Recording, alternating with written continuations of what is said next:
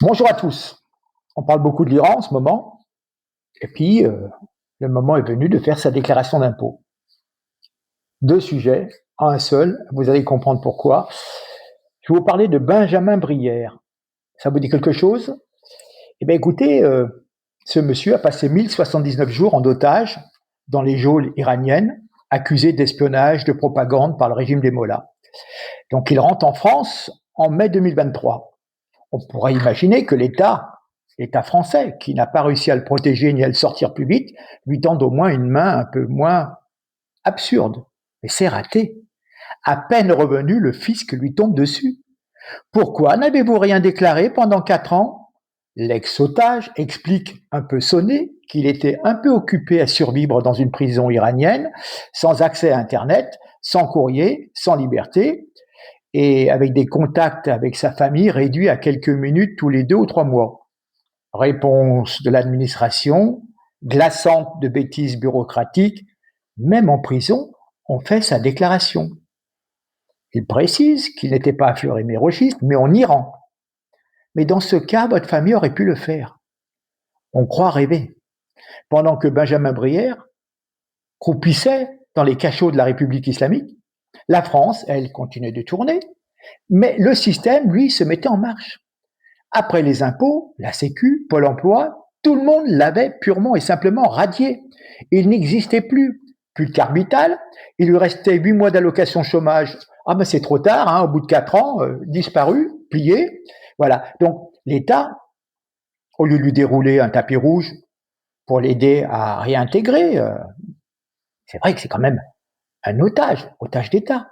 On lui reproche de ne pas avoir rempli des formulaires depuis sa cellule de Téhéran. Voilà, c'est la France de 2026, un pays où l'administration est si rigidement imbécile qu'elle exige qu'un otage déclare des revenus inexistants entre deux interrogatoires des gardiens de la Révolution. Hein, quand vous entendez dans les autres cellules les gens peut-être se faire torturer, vous pensez à vos impôts, mais bien entendu. Hein.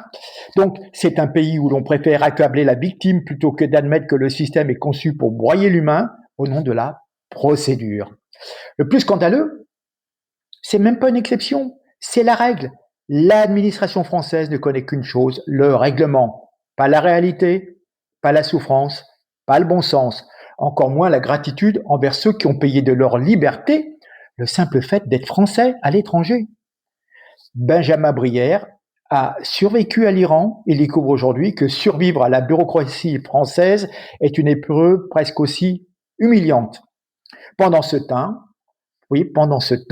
certains osent encore nous parler de service public avec fierté. C'est pathétique, c'est absurde, c'est inacceptable.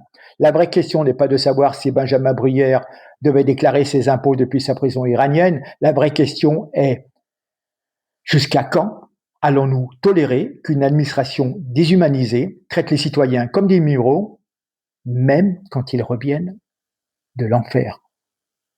Bien entendu, au bout de 2 ans, ça s'est tellement ébruité que l'administration a fait marche arrière et ce monsieur a été réintégré dans ses droits.